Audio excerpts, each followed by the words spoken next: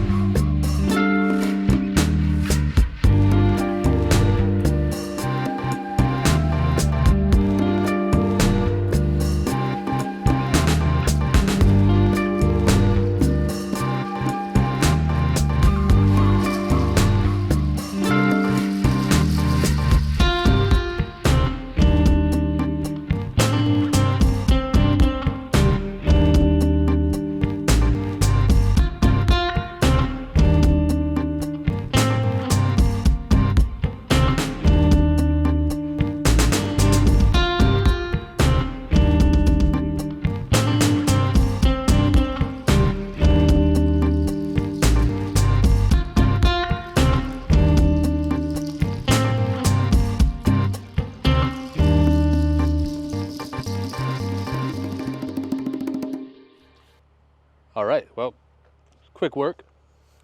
Little evening activity after the day at the office. But nonetheless, I got those spoils piles cleaned up and pushed back there where they can wait until we actually drive the road back there. This felt dry. It got pretty wet after I started running that skid steer on there for a while. So, you know, I think what's needed is I'll probably just bring my excavator over here, sit with my grading bucket, and slick it up that way. But I did kind of get all those ruts out that I didn't like. It's definitely better than it was. It's not perfect. It got a little sloppy out there. Just back dragging, it's kind of the easiest way. I did a little bit of bucket grading.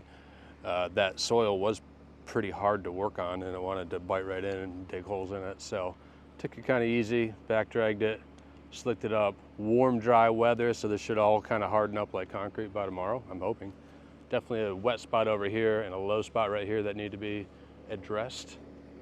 But otherwise, good quick progress. Since I got a little bit more daylight, I might pull the excavator over here and just start working on scraping off the rest of this topsoil, getting out of here. Now I can actually cut my ditch on this side here along this fence to catch water and throw it into our catch basin right over here. Yeah, fun little project, shaping up nicely.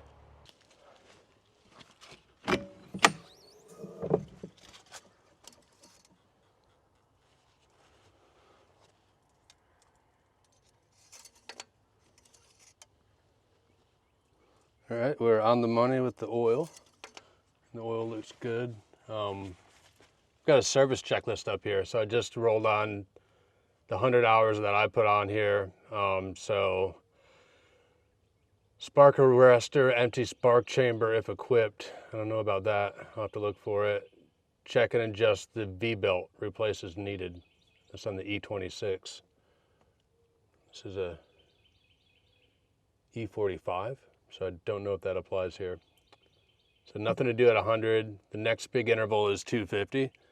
And there I got to check the oil in the final drive cases, which I should have done already. I was very trusting by the company that sold this to me that they said they did all that. So maybe I'll just take a peek before I get to 250.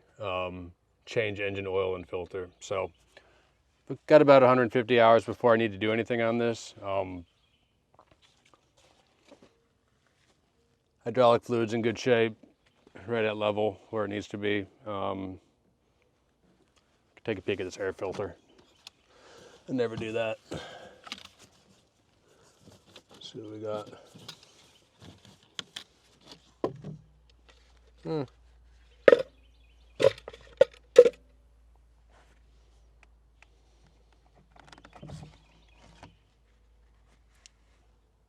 The inner one looks spick and span. This one looks a little dirty on the outside, but the inside is very clean still. So, I mean, nothing alarming.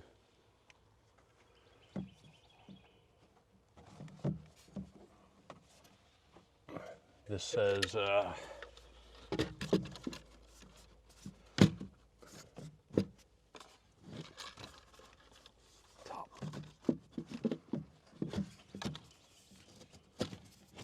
There we go.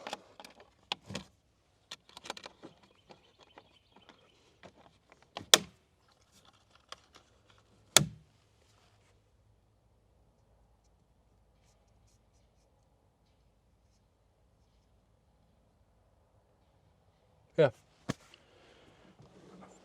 we're good to run it. I'll do a quick story time with you guys. So yesterday evening I was out here working, and the idea was we need to cut a ditch along this side of it. I made a tiny one just to get the water off of this initially, and I went to do that. I was going to record a video, cool video, right? Make a ditch. Well, as I was out here ditching, I started kind of sinking in the mud, and then I was like, well, what I need to do is basically strip off the mud and get down to that hard packed sand that I found over there on that side. Well, after digging and stripping at it for a while, I found there was no sand under there. It just continued to be mud. I suspect there to be a spring right over here because there's standing water that's just always there. Nonetheless, I made a mess, had to sit there and scrape it, and like I was a painter, Picasso with a paintbrush or whatever, just to kind of slick it back over again so it could dry off. The good news is yesterday this was complete jello, and today I can walk out on here for the most part. There's still some wet spots over here, but got to stay off of this. I'm gonna let it dry. I'm gonna bring in some proper fill when it's dry enough and build it up over the culvert and across the way there. And then I'm gonna do fabric on top of that, and then stone on top of that, and that should be a stable enough road base for what we need back here. This is not gonna be a major highway. It'll probably be used 5 or 6 times per year in any major capacity. So anyway, a little humbling experience for me, thinking I'm knowing what I'm doing, but turns out I have a lot to learn.